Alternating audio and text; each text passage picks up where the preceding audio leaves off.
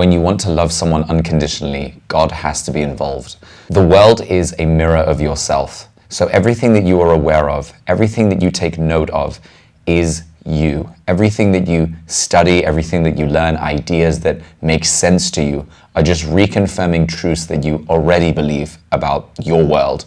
So because the world is a perception of yourself, when you encounter people, you project yourself onto them, meaning you give understanding and meaning to what they are by projecting what you understand about the world on them. So for example, you can meet any person and see laziness in them. You can see that this person's very angry. You can see that this person is very stressed out. You can see that this person is very unreliable. But at the end of the day, what you're doing is projecting your own beliefs onto that person. So anytime you meet someone, anytime you gain a new friend, anytime you meet someone for the first time, you immediately start projecting yourself onto them. You immediately start trying to understand them in your own way. But this is flawed because people are so much more than what we perceive of them. People are entire universes, but we have narrowed them down into our own understanding of them. So it's the same thing when you fall in love with someone. When we fall in love with anyone, we fall in love with an understanding we have of that person. It's not actually who they are or what they are, but perhaps what they're showing us and perhaps what we're understanding of them. This is the thing that we're falling in love with. So when we fall in love with the person, or we fall in love with our understanding of the person, our perception of the person, are we actually falling in love with them? And as soon as they stop being that of which we love, do we continue loving them? So for example, if I meet someone and I really like them and I am enjoying every single thing that I notice about them, that I'm aware of, that I perceive of them, and I continue falling in love with this idea of that person, as soon as they become that which I don't want, as soon as they give me an ick, or as soon as they trigger something that makes me unhappy, that dream and that idea I have of them that I'm starting to fall for, that idea slowly goes away because now they are not that which I like, or they are not the thing in which I perceive that I should like. They need to have X amount of qualities. They need to be kind. They need to be this. They need to be this, this, this. And this idea that we create for ourselves about people, as soon as we meet someone, we will try to find out if they can confirm that they have these things that we really want. But in doing so, we don't realize we slip into falling for the perception we have or the idea. And that idea can sometimes be misleading because we can try to fit them into a slot of, yes, they fit that, they fit this, and they fit this, and they fit this. But in reality, all we're doing is trying to confirm beliefs that we already have. We're trying to confirm truths about the person, but that's not really loving them. That's just loving ourselves. Everything that I spoke about just now, loving the perception of someone, is just loving yourself. When you understand that the entire world is just a perception of yourself, and you understand that people are only sent into your life to show you parts of yourself to you, to show you laziness, to show you attributes that you find annoying, anger, sadness, love, grief, anything. Every single human being that is in your life, you are picking something up from that person that is just showing you yourself. Your parents, your siblings, your closest friends, people that you love, they are all sent into your life to show you something about yourself.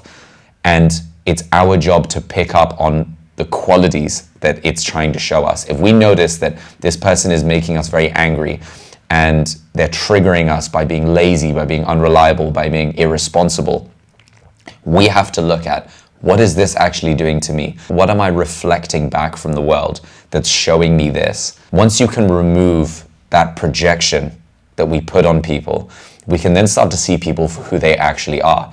Instead of looking at qualities that we expect of them, when you remove your projection of people that come into your life and you stop expecting them to be the way you want them to be, and you start understanding the way they actually are, that is when you will truly get to know someone. It's when you will truly be able to care for someone, because you will no longer be placing your expected opinion or expected projection of them.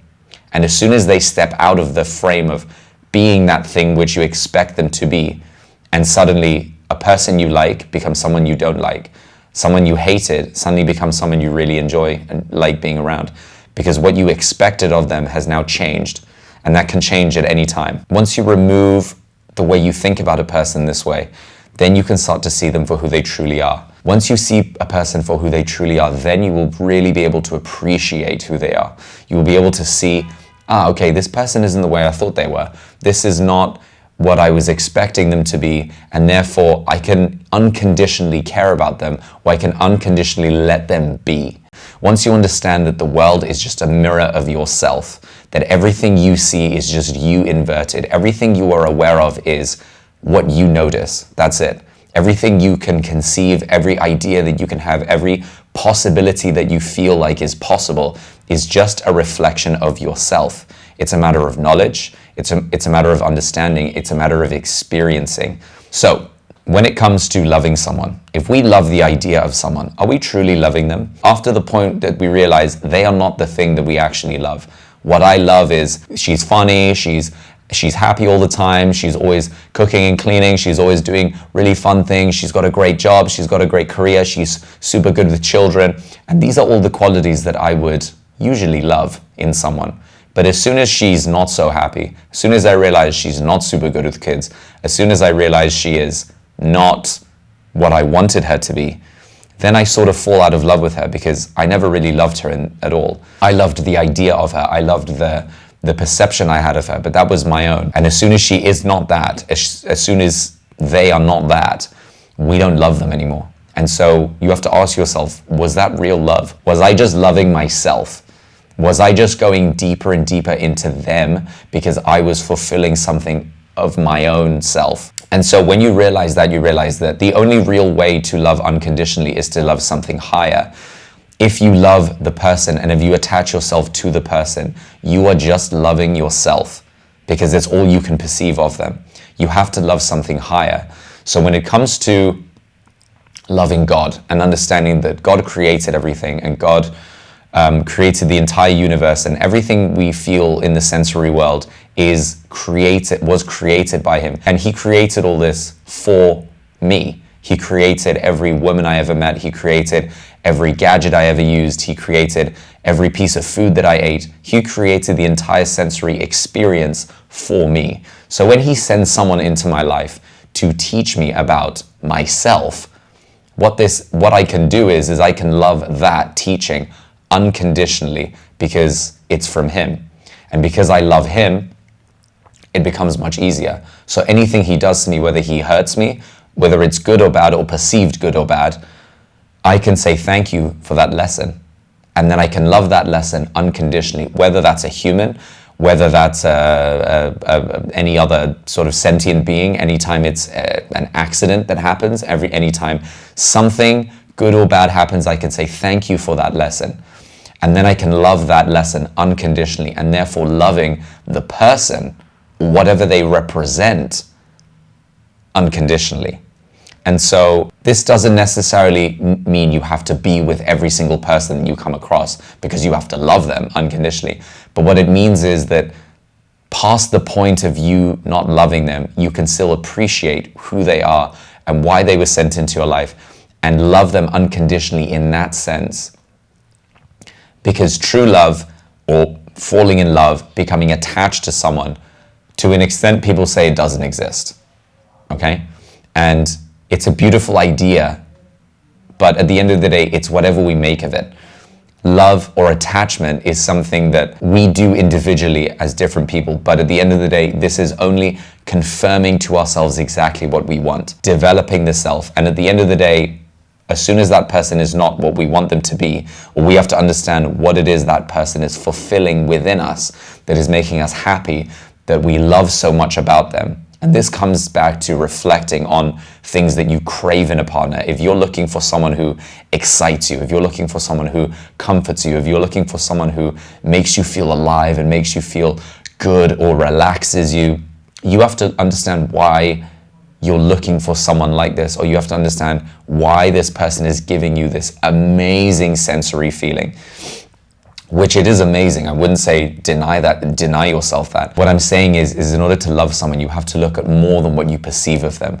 You have to look at them as a whole and take them as a whole and understand them as a whole and love them unconditionally from there. without just placing your projection on what you think they are and loving them for how they truly are. And the best way to do this is to love God, because once you understand that, you know that God sent this person into your life in order to teach you something about yourself, in order to teach you something amazing, something to show you a way of life, to show you an understanding, to allow you to open up and be vulnerable. This was all sent into your life for a reason, and you can love that reason no matter what happens, whether it ends well or whether it ends badly. As long as you can reflect on it and you can reflect on why it happened and what the lesson was there, and how it was only sent into your life to help you on this whole experience that you're going on. It was only sent to help you, to give you a lesson about life. And at the end of the day, here you are. At the end of the day, you can still love another person. So anytime you fall in love with someone, and anytime you want to look for a relationship, try to understand that in order to love them unconditionally, you need to have God involved. If not, you're just loving yourself, and you're just confirming the truths that you already believe, because you already have a set of beliefs. The self has confirmed many truths as about who you are, your name, the way you are, the problems you have, the stresses you have, the limitations that you have. But at the end of the day, this is just a perception.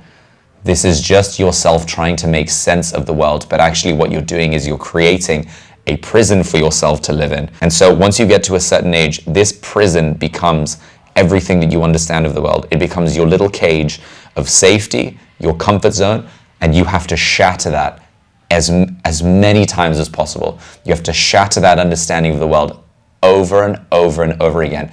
And this basically means you have to annihilate the self. You have to annihilate the self in order to grow. When you break a bone, when it gets repaired, it becomes stronger where it is broken. And so the same could be said with the self. You have to break yourself into 1,000,000 pieces, and then from there you can expand.